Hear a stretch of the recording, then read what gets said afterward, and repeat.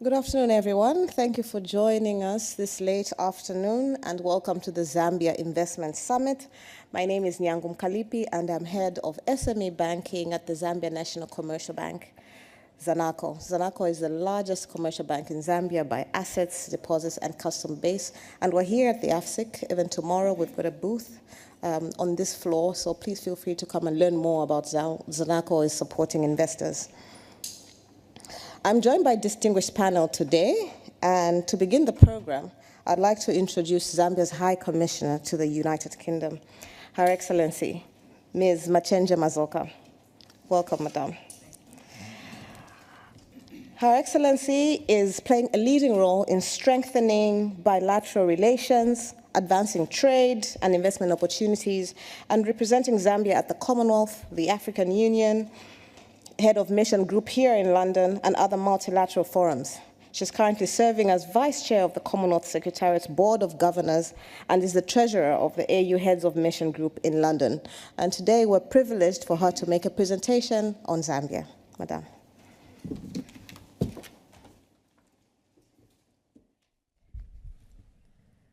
Good afternoon. Good afternoon. Can you hear me? Wonderful. Thank you very much for the introduction. It's such a pleasure to be here. It's always exciting to be able to share Zambia with you. What's going to happen, I'm just going to take you through a brief introduction as to why you should invest in Zambia, what some of the benefits are, and taking a look at where Zambia stands as a country. So at a glance, Zambia is strategically located in Southern Africa, Central Southern Africa. It's a landlocked country, and we're connected to 8 neighbors. So automatically you have 8 markets built into any investment that you might do in the country. Population of about 20 million. We have had a peaceful democracy for the last, well, since independence and even before. Which is something obviously to be revered because peace and stability makes good investment and business opportunities. We provide access to SADC, COMESA, and the African Continental Free Trade Area. And those are all the markets that if you plant a seed in Zambia, you get to blossom accordingly. We have over $40 billion in commitments investments since 2023. So the market has been growing, and we're seeing that there's been exponential growth as well. 10 reasons to invest in Zambia. Political stability and peace, I mentioned that already. Strategic regional access, the location. With any property or any kind of investment, location is critical.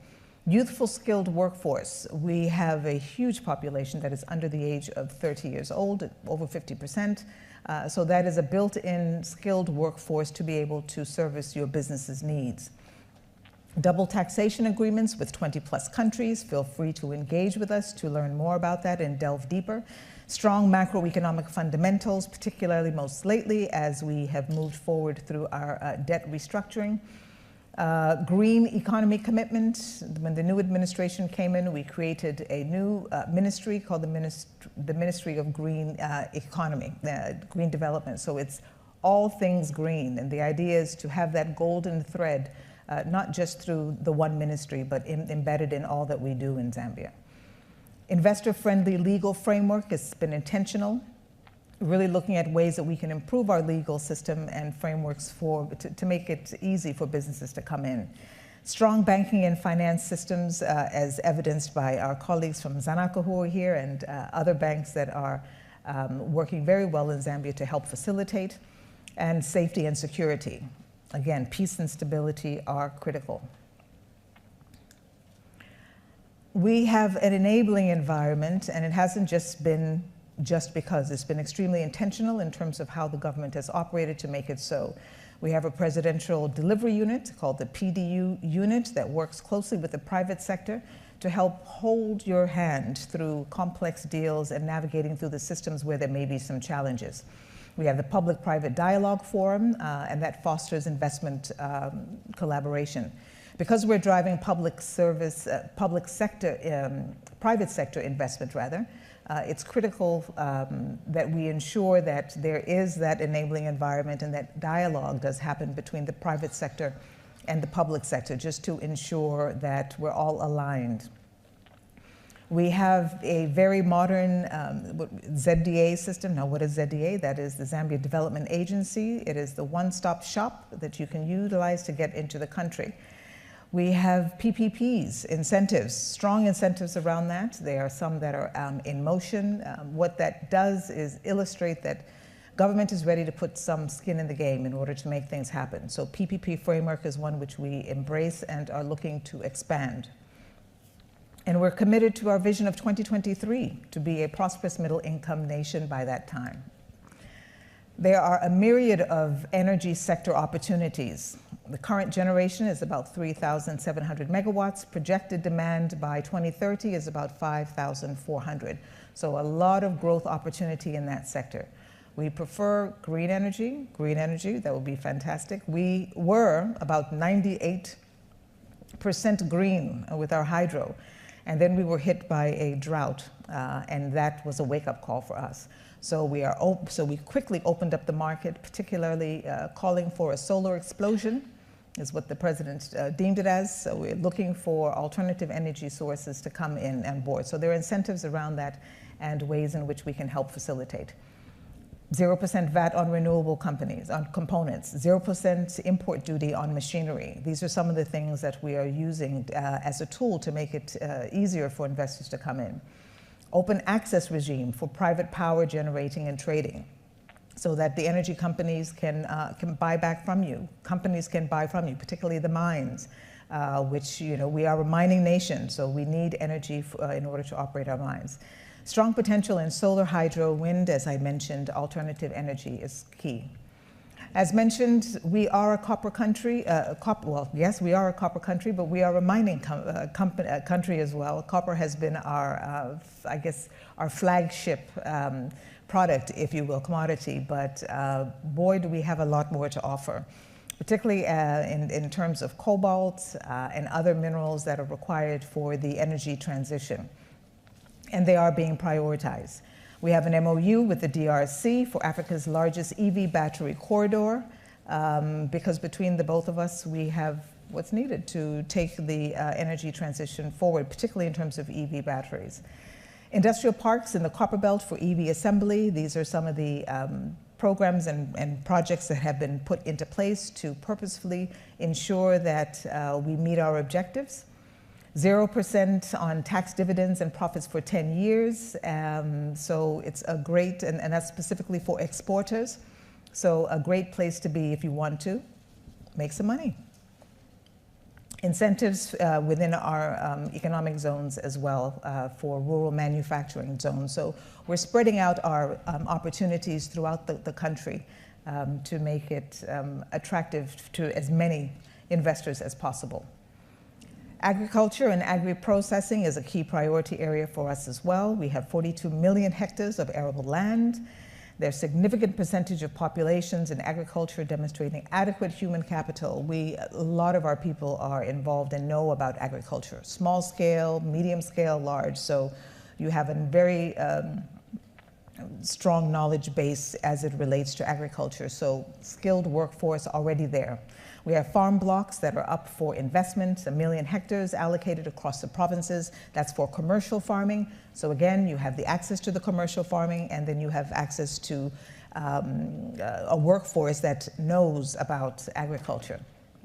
There are opportunities for food processing, cotton, packaging, textiles. It's quite endless.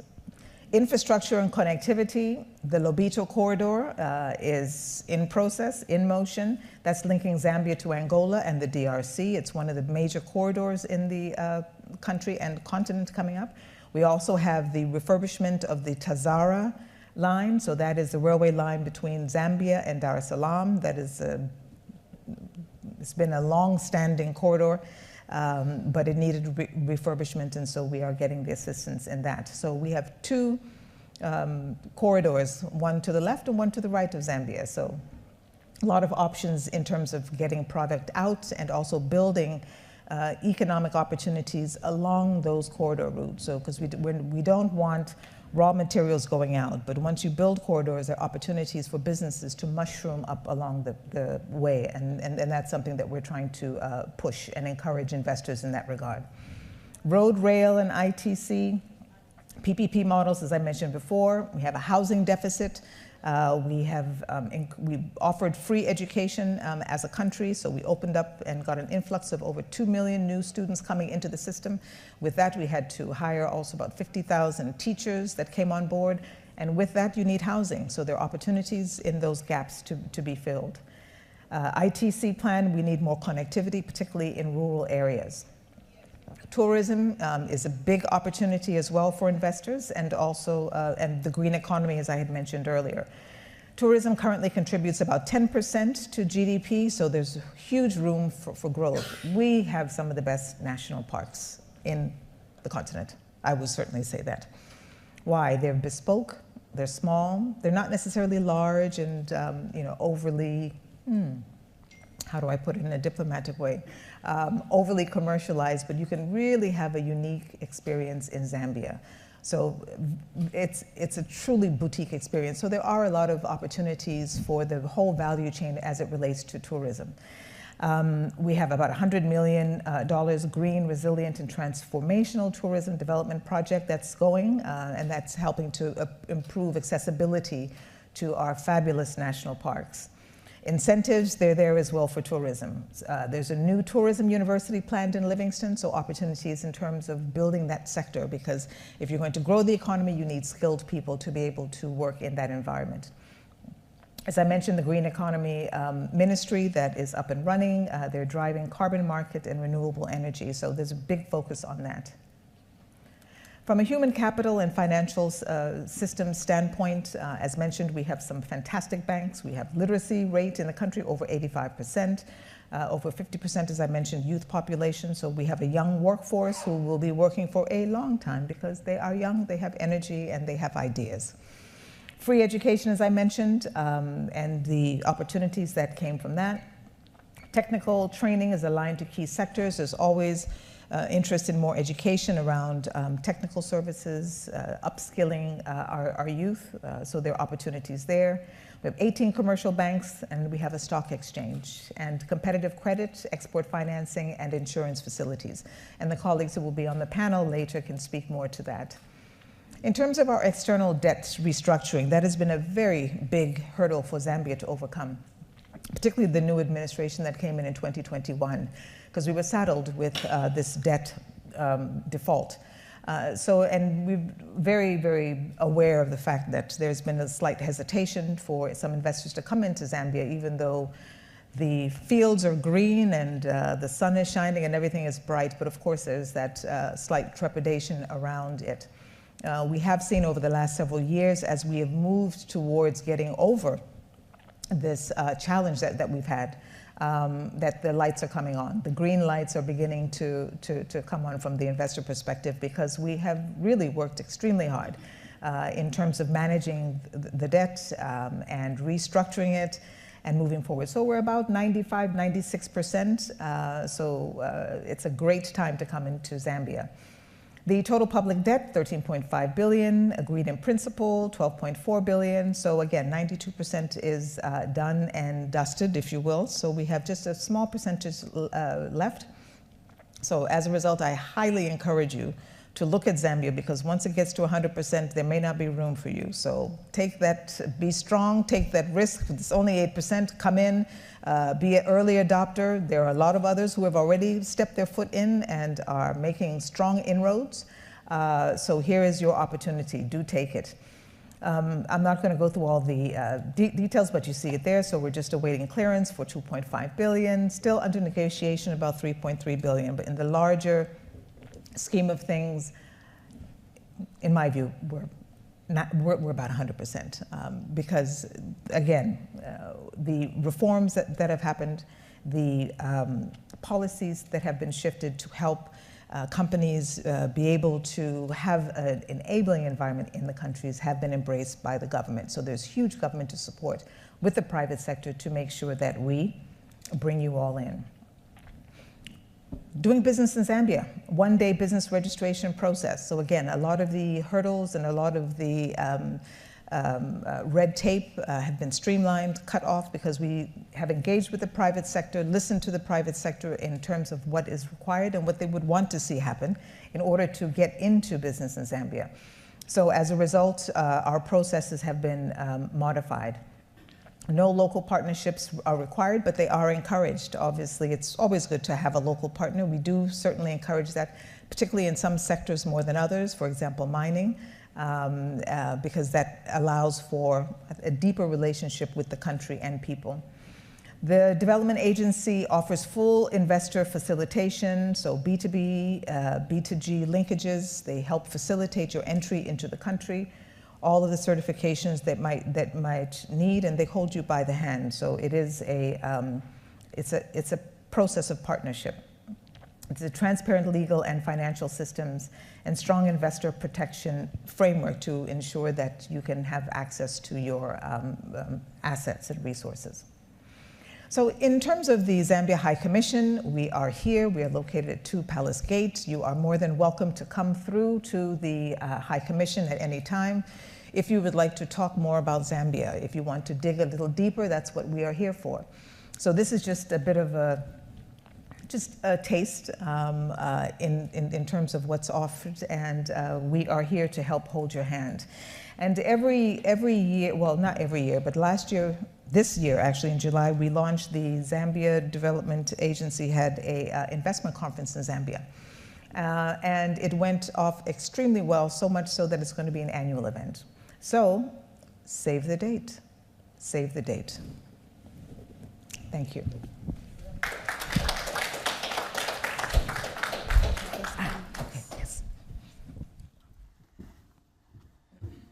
Your Excellency, thank you. So much information, so many changes, so many opportunities across the different sectors. I like the part where you said the grass is green. I heard the birds, but I'm from Zambia, I'm biased. So we have a distinguished panel today, and I'd like to invite the rest of them to come up stage, please. And we can just jump right into it. Olen and Larry.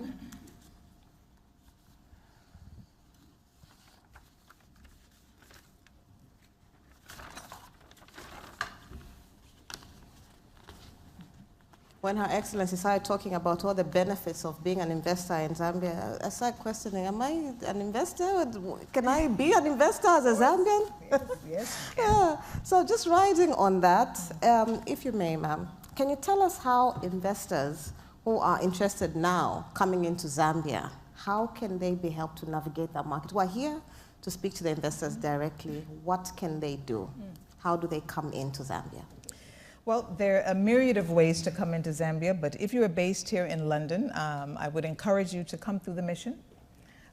You can come at any time. Our email address is online. You can just even pop through, pick up the phone, make an appointment. We have our counselor economic here, Mr. Kasaliko Mulenga, who you can engage with, and we do have a team. Reason being is because our mandate as the Ministry of Foreign Affairs, because we do fall under that as the foreign missions, is to drive economic diplomacy. So where we are as a country at the moment is really looking at ways in which we can encourage investors to come into the country, and through the economic diplomacy framework that is obviously engaging with businesses that are here in the country of accreditation. In this case, it's the United Kingdom. So that is our main focus. Main as in our primary focus, I should say, because obviously our work goes slightly broader than that as well, but that is one of the key deliverables that we have to do. So as a result, we have a direct connection with the different ministries that are driving some of the key investment priority areas. So that is your mining, health as well, the energy sector, tourism, infrastructure. So, and any other ones that you may want to consider that might not have even been mentioned, but that you may have an interest in. That is our role, is to ensure that your questions are answered about how to navigate your way into the country. And we work very closely with the Zambia Development Agency in order to do that. And even if you're just looking for projects as well, There's a pipeline of PPPs that are available, and then also bankable business plans that have already been put together by the private sector that are looking for investors, and we do have access to that through ZDA. Now, Mr. Olen Machimbireke, I'm going to move straight into you. You're coming in from the investor side for Verdant Capital. Please introduce yourself, but also tell us from the investment side, what are some of your accomplishments in the Zambian market? And maybe just share some examples of how some of these policy changes have propelled your firm into coming into Zambia. Thank you, Nyangong. So I'm Olen, Senior Vice President at Verdant Capital. So Verdant Capital is a Pan-African investment banking and investment management firm headquartered in Joburg. So yeah, I mean, as a Pan-African investor, I think Zambia has been a very great market for us. We have two investments, great companies doing great things in Zambia. We invested in LLC Africa. We invested in ZPay, one of the Africa's biggest fintech giants.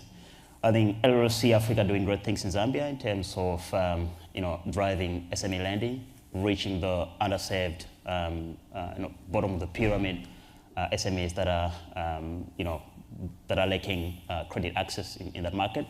I think SMEs are playing a very crucial role in terms of driving job creation, economic growth for the country. In terms of ZPay being one of the biggest company facilitating payments for individuals, I think that's in line with the country's national digital transformation strategy, driving to ensure that they are creating a borderless country or continent, allowing individuals to facilitate payments inward and outwards. Okay, thank you. And we're joined by Larry Anderson. He'll introduce himself shortly. And Larry's coming from the banking sector, and it would be nice for us to just connect when he talks about payments. I know Larry's going to touch on that. But Larry, with the investment climate that's continuously evolving, when you speak to the current landscape, what are some of the opportunities that you are seeing from a banking perspective? And also, what landmark transactions can you speak to? When we spoke to Olen just a few minutes ago, he told us about something they're doing within the SME space. So what are some of the bigger transactions that you've managed to execute in this new environment? Well, thank you very much. There's a huge buzz around Zambia at the moment. And just as Her Excellency said, we're at the cusp of concluding the debt negotiations on the country, and there's a lot of investment that's just sitting there waiting for that ticker to come through, and then it will be it will come through into the country. But there's also a lot of investment that is coming through into the country. So just to answer your question, some of the large ticket size transactions are in the sector of manufacturing. We've recently co-financed but led the transaction for the establishment of one of the largest fertilizer manufacturing plants in Zambia at the total tune of 250 million. Zanaco did a significant portion of that transaction, injecting about 127 million in that fertilizer company in Zambia. And on the back of that, what's interesting is that on the back of that, that fertilizer company has now invested into a solar plant that's going to produce 85 megawatts. So that's some additional power that's going to come on stream. In addition to that, we've also partnered with investors to invest in a copper mine called Fipimpa. And we've also participated in what was very, very crucial for the country in the scaling up of the Mamba plant to bring on stream an additional 300 million megawatts. And Zanaco is a participant in that particular transaction. Interestingly enough, it is a PPP transaction that is also being financed by some of the institutional funders in Zambia, NAPSA being one. And that just shows the appetite that institutional investors that are in Zambia and the view that they have about their own country. And that signals several things. Number one, we are interested in our own country, we have skin in the game, and we are taking that opportunity to invite investors into other large-scale transactions. Another landmark transactions that's currently underway is the construction of the dual carriageway all the way from Lusaka all to the Copper Belt, where the big mining houses are. And that's at a cost of 600 million kwacha. That's also a PPP transaction. Now that road will do so many things. First of all, it will help the value chain between Zambia to the Copper Belt grow. Value chain around manufacturing, around the agriculture sector, and it will also help the exports of copper proceeds through the ports in Durban, and hopefully when the Lobito corridor opens up, then we'll be able to export copper through that corridor. So the ambassador also alluded to the fact that there's a battery plant that's coming on stream in Ndola, which is a DRC Zambia-led transaction that will be mostly financed by AfriExim. There is a lot of value addition that's going to come around that, and a lot of SMEs in Zambia that will be supplying to that entity there.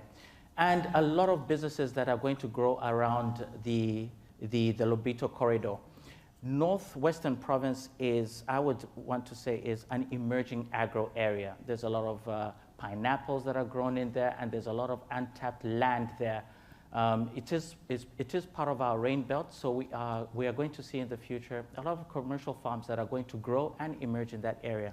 So yes, to answer your question, Nyango, landmark transactions in all fields. In energy, the ambassador did allude to the fact that there are a number of solar plants that are coming up in Zambia. The president was just overseeing one, I believe, in Chisamba. And there's also Copperbelt Energy up in the Copperbelt province that just came on stream. So landmark, key sectors of growth that we need to see: energy, mining, agriculture, transport and logistics is another, and of course tourism. So we're yet to see a lot more landmark transactions in some of those key sectors as well. Thank you. Larry, you are coming from Zanaco, a local bank with a global presence, like you like to say. Are financial institutions adequately positioned to facilitate some of these large-scale investments? Just now, you've told us about a syndication, but in the current landscape, what is it like? Yes, so maybe just a bit of a brief background of the financial industry in Zambia. So it's dominated by commercial banks, but there are significant non-banking financial institutions operating in Zambia. Institutions like pension funds and insurance funds and some fund managers within Zambia. But the traditional banking landscape dominates that market. There are 15 banks in Zambia. Zanaco PLC happens to be the largest by branch size, by balance sheet and market capitalization. And we have done very, very well from an investment point of view. Last year, at the end of last year, we posted ROE of 33%, which is really, really significant. So maybe just to sum it up, what I can say is that Zambia has a mature and growing financial services sector, offering a whole host of banking services.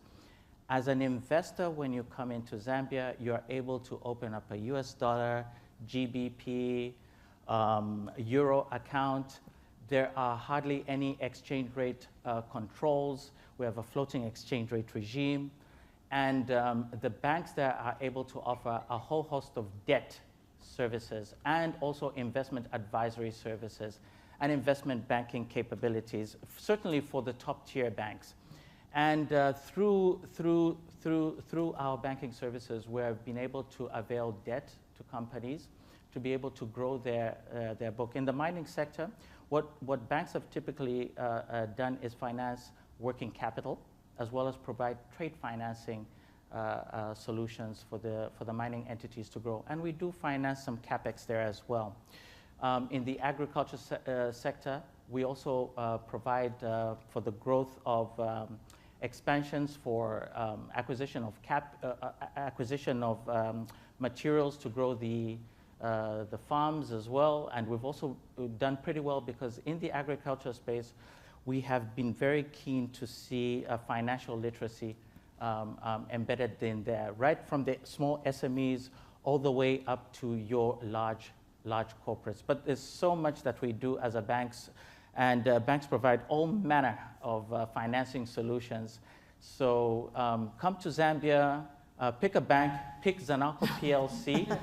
We actually, the unique thing about Zanaco is that we've chosen to be a universal bank.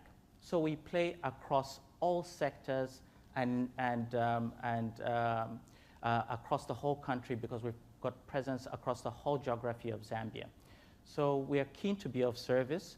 And the interesting thing to note is that we are not shy away to partner with DFIs. We've got strong relationships with DFIs who have been there also to provide unique financing solutions for specific tailored needs, for example, in SME, in climate, in sustainability, and in gender. We are also a bank that believes in growing the, upskilling the youth. We are also a bank that believes in innovation. We've got an innovation hub that's situated on the first floor of our building, and that's open up to the public because we believe that the future also lies in supporting fintechs and partnering with fintechs in order to foster financial inclusion and financial literacy. Thank you very much. Thanks, Larry. And you touched on an important point. Earlier today when we had a conversation, we had our Zanaco CEO give a presentation on Zanaco, and we talked a lot about ROE and profits and returns. But it's important that you've touched on the social side and the impact. Financial inclusion is a big issue for Africa. As much as we are trying to move and close on the digital divide, it still remains a very big issue. Now, in terms of impact investing, it's gaining a lot of traction. Olen, from Verdant Capital, what are some of the projects that you've done that reflect a strong social impact? And how are you seeing those benefit the larger population? Yeah, very broad topic. I mean, as a Pan-African impact-oriented investor, I mean, focus on investing in the financial services sector, you know, microfinance, payments, and other fintechs. We leverage on our sector expertise to make sure that we deliver real development and social impact for the underserved population. I think in addition to the points I mentioned earlier, driving financial inclusion, enabling access to credit for SMEs and individuals in Zambia. We have a technical assistance facility, 4.5 million euros from KfW, who are one of our biggest investors in our fund, to support our investees across different areas, including ESG development and implementation, social rating, and client protection pre-certification / certification for. We have done such exercises for LLC Africa and our potential investee company, Premier Credit Zambia. We want to make sure that our portfolio companies in the microfinance space are delivering innovative, ESG-aligned products. And they're delivering products that are aligned with the consumer protection principles. I think from a social impact point of view, those are some of the things that we've done for portfolio companies in Zambia. Okay, thank you. Right. Now, when we look at, we talked about the investment climate a bit, we talked about the social side. We have to come back. It was the elephant in the room. Your Excellency, I don't think it's the elephant in the room anymore. Not anymore. Debt restructuring. But we'll touch on it because we have investors who need to know this information. Please tell us what it's looking like in terms of the climate. After this progress, I think you mentioned one of your slides. I'm happy to share that information with the rest of you. In terms of the debt restructuring, you said for you it's 100% done. 92% is 100 if you round properly. What does it look like in terms of the investment climate now? What can these investors look forward to? Well, thank you for that question. And yes, I don't think it's seen as the elephant in the room anymore. It's been public knowledge. Zambia hasn't kept quiet about the challenges that we've had with the debt restructuring. I think globally also, Zambia has been seen as a test case, if you will. We were a guinea pig in terms of the common framework and how to get through that. So our team did an amazing job in terms of getting through uncharted territory and doing so successfully. The key learnings are going to benefit other countries around the world. As it stands, Zambia is being called, particularly our finance team, to talk about our journey and what that means so that other countries do not have to experience what we went through. And for me, that's setting a standard.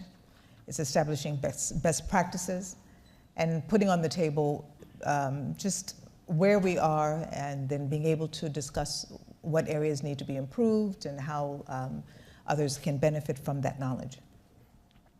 So as we progressed through this challenge, and at each stage of negotiation, at one point it was 2 steps forward, 1 step back, 3 steps forward, 3 steps back, etc. But as we're over the 90th percentile, we're finding that our economic stability, particularly from a macroeconomics perspective, is far more stable. There's much more confidence in the market around Zambia. Our credit rating has improved as a result as we move forward on this journey. We have many, many, many organizations, investors, really knocking on Zambia's door, asking more questions, and not small investors, but your major investors, particularly in some of the key sectors that are going to change the world: mining, energy transition, green economy, climate. So we're seeing, as a result of, again, the progress that we have made over the last 4 years, the returns in that regard. In terms of people, groups, organizations, you've seen it from a banking perspective in terms of questions and curiosities that come your way. A strong interest in Zambia. I think our financial prudence has been evident. Our engagement with the IMF and holding hands with them and ensuring that we meet all of the deliverables that we have to and not faltering in any way has just built the confidence in the market year on year. So I was saying earlier that I think we're at a green light. We have vehicles behind us who at first, they just put petrol in the car, we're looking over the gate. Then we progressed, and we saw the engines were turning on. We heard some engines, okay, still peering over the gate. I think we're at a stage now where the gates are opening. And those who want to win the race, I think are about to put their foot on the pedal. And they're not waiting for 100%. So I encourage you. No, thank you for that. And we have to say it is true. When you look at copper production, I think the goal that has been set by government is to reach 3 million metric tons, I think in the next 2 or 3 years. And this year alone is going to be just below 1 million metric tons. Never happened before because of the new mines that are coming on board, the old ones that have been revitalized, re-energized. There's a lot of interest and big amounts coming through. For example, with the Lumwana, that is the Barrick Gold Corporation, bringing in $2 billion expansion program, FQM $1.7 billion into the mining sector. Then, of course, you talked about the solar explosion in the energy sector. It's fantastic. And sadly, we did have a drought last year, but this year we've had a bumper harvest, almost 4 million metric tons of maize. It's a good story. It's a good story. So for now, maybe we can open up a Q&A session. If we have any questions or comments, this is your chance. We can take 3. Maybe maybe just to maybe add on as people think about questions is to the food security concerns that we had during the drought and the remarkable recovery that the country made recently with this bumper harvest. There are opportunities there because we have to look at issues of storage. How do we store our bumper harvests? Zambia is very well positioned, as mentioned. We have 8 countries that surround us. So you have 8 markets. And people have to eat every day. Yeah. People have to eat every day. So I would say plant a seed in Zambia, and your flowers will bloom across 8 nations, 2 additional ones up the waterway, Burundi and, Right. and Rwanda as well. Yes. So there's a great deal of opportunity there for those who are really interested in growth and expansion. And again, the returns, particularly on the continent, when you invest in countries like Zambia, of course I'm speaking about Zambia, the returns are, I mean, the margins are just, they far outweigh anything that you can imagine from quote unquote developed nations or more developed nations. So there's a lot of growth potential, and it's evident, Yeah.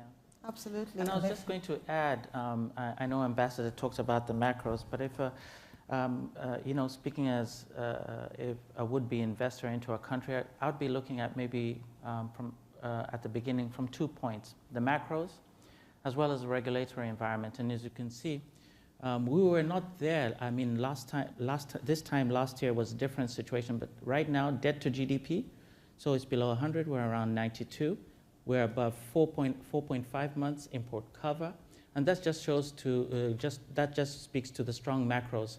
We also got a sign-off, a tick-off from IMF with the extended credit facility, which has the potential to unlock $146 million, and that's a signal to, you know, to entities like the IMF that Zambia is in the right path.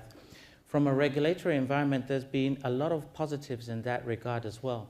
So I'll give an example, first of all, of the Pension Insurance Authority that regulates those entities back home. Recently, they instituted new regulations around the liquidity ratios of pension funds. And this is a positive step to show that Zambia is now making positive reforms in its regulation. NBFIs are now under prudential supervision under the Bank of Zambia. That just goes to show that regulation is also moving in the right direction in Zambia for a mature market and financial system that can attract investment into Zambia. So those are some of the other positive notes, noteworthy things that have happened in our country. So invest in Zambia. It's a great place for you to deploy your capital. We've got seasoned bankers, seasoned banks that are ready to offer you a whole host of solutions. Thank you.